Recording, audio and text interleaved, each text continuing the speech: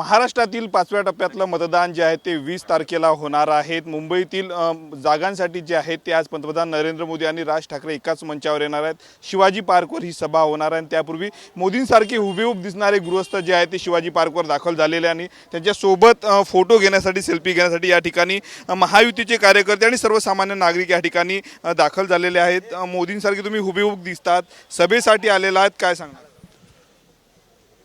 पहिलं म्हणजे कोणी गैरसमज करू नये। माझं नाव विकास महंते। जनता मला प्रति नरेंद्र मोदी म्हणून म्हणते। मी 2014 पासून मोठ्या प्रमाणात काम करतोय। आपण मला अनेक वेळा पाहिलं असेल। प्रचाराचं काम ते मोठ्या प्रमाणात करतोय। यावेळेला सुद्धा प्रचारात उतरलो होतो आणि काम मोठ्या प्रमाणात करतोय। शेवटी काय आहे की चेहरा अतिशय साम्य असल्यामुळे त्यांच्यात आणि माझ्यात लोक मला अतिशय प्रेम देतात। आणि फक्त मी इथेच थांबत नाही आहे, तर फक्त हिंदुस्थानात नव्हे तर विदेशात सुद्धा मी मोदींचे विचार घेऊन जातो आहे आणि तिथे त्यांचे विचार मांडत असतो आणि लोक भरभरून प्रेम करतात। कारण मोदींचा करिश्मा फक्त हिंदुस्थानात नाही आहे तर पूर्ण दुनियेत आहे, पूर्ण विश्वभर आहे। तर आपण हे बघतो आहोत आणि तसंच प्रेम माझ्यावरही लोक अगदी लुटवत असतात। तर ते तुम्ही बघताय आता काय खूप गर्दी झाली आहे। ओएसिस फर्टिलिटीच्या तज्ञांनी IVF उपचार पद्धतीद्वारे 1 लाखांहून अधिक जोडप्यांना मातृत्व प्राप्तीचा आनंद दिला आहे। मोफत अपॉइंटमेंट बुक करण्यासाठी आजच संपर्क साधा। हिंदुत्वाचा चेहरा म्हणून पंतप्रधान नरेंद्र मोदी यांच्याकडे पाहिलं जातं आणि दुसरीकडे राज ठाकरेंना देखील हिंदुत्वाचा चेहरा म्हणून पाहिलं जातं। आज दोन्ही नेते जे आहेत ते एकत्र येणार आहेत। राज ठाकरे आणि पंतप्रधान नरेंद्र मोदी एकाच मंचावर येत आहेत महायुतीच्या प्रचाराच्या निमित्तानं, काय सांगणार? नाही, ही गोष्ट पहिल्यापासूनच व्हायला पाहिजे होती, परंतु जे झालं आहे ते अतिशय चांगलं झालं। हे केव्हाच व्हायला पाहिजे होतं, परत एकदा सांगतोय। परंतु आज राजसाहेब ठाकरे साहेबांना सुद्धा ऐकायला खूप मजा येणार आहे। त्यांचे विचार ऐकायला मजा येणार आहे आणि मोदीजींना तर ऐकायला तर आपण फक्त हिंदुस्थानच बघते असं नाही आहे, तर अख्ख्या जगामध्ये इथे लोक डोळे लावून त्यांचं भाषण ऐकत असतात, कान टवकारून भाषण ऐकत असतात। तर या दोघांना ऐकायला तर खूप मजा येणार। आमचे जे आहेत देवेंद्र फडणवीस, एकनाथराव शिंदे यांची भाषणं यावेळेला तुफान गाजणार आहेत। खूप विषय घेऊन आता इथे येणार आहेत, तर आता ऐकायला मजा येणार आहे आणि लोक एन्जॉय करणार आहेत। ज्या पद्धतीनं मोदींच्या सभा महाराष्ट्रामध्ये होत आहेत, रॅली होत आहेत, त्याच्यावर टीका विरोधकांच्या वतीनं केली जाते। वारंवार मोदींना महाराष्ट्रामध्ये यावं लागतं, कुठेतरी पायाखालची जमीन सरकली असं देखील महाविकास आघाडीच्या नेत्यांकडून सांगितलं जातं। काय सांगणार त्यांचे आरोप? नाही, हे बघा, लक्षात घ्या, विरोधक हे आरोपच करणार। कितीही तुम्ही चांगलं काम केलं तरी त्यांचं ते कामच आहे। शेवटी त्यांनाही त्यांची पार्टी चालवायची आहे, म्हणून त्यांच्याकडे दुर्लक्ष करायचं असतं। आणि मोदी जे आहेत की ते फक्त याच वेळेला आलेत असं नाही, 14लाही ते आलेले आहेत।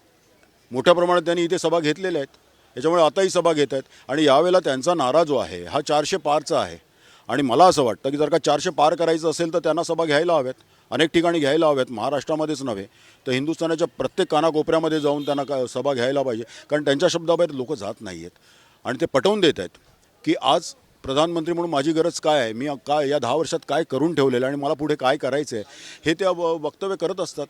परंतु जो विश्वास देतात त्याच्यामुळेच आज आम्हा सर्वांना विश्वास आहे की 400 पार हे होणार आहे आणि झालंच पाहिजे, अपने लिए, अपने परिवार के लिए और विकसित भारत के लिए। एक थोडक्यात शॉर्टकटमध्ये सांगा, एक मोदी ज्या पद्धतीनं बोलतात ते थोडं बोलून। भाई और बहनों, 21वीं सदी ये दुनिया में सबसे बड़ी सदी है। 21वीं सदी ये दुनिया में सबसे बड़ी सदी इसलिए क्योंकि भारत देश दुनिया में सबसे जवान देश है। 65% नौजवान 35 साल से कम उम्र के हैं। इसलिए देश जवान है, उनका सपना जवान है, उनका संकल्प जवान है, देश के लिए मर मिटने वाले भी जवान हैं।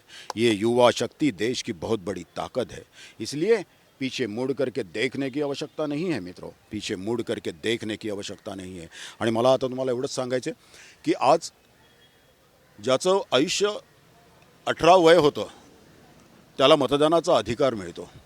आज युवा आणि युवतींना आपलं भाग्य बदलण्याचा वेळ आलेली आहे।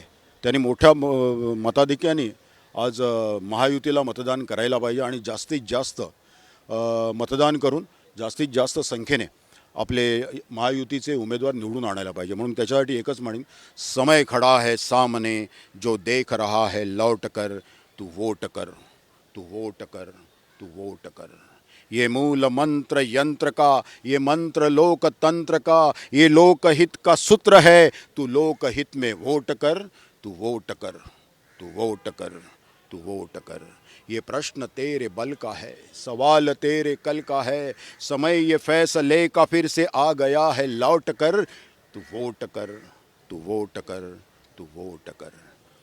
धन्यवाद आमच्याशी बोलल्याबद्दल. तर आज पंतप्रधान नरेंद्र मोदी यांची शिवाजी पार्कात जी आहे ती सभा होणार आहे आणि त्याच्या पूर्वसंध्येला जर आपण पाहिलं तर मोदींसारखे हुबेहूब दिसणारे गृहस्थ या ठिकाणी दाखल झालेले आहेत. या भागात सभेसाठी आलेले कार्यकर्ते असतील किंवा सर्वसामान्य नागरिक त्यांच्यासोबत जे आहेत ते सेल्फी घेत आहेत, कारण ते हुबेहूब मोदींसारखे दिसत आहेत. कॅमेरामन गणेश मोरेसह मी स्वप्नील उमाप, TV9 मराठी, मुंबई.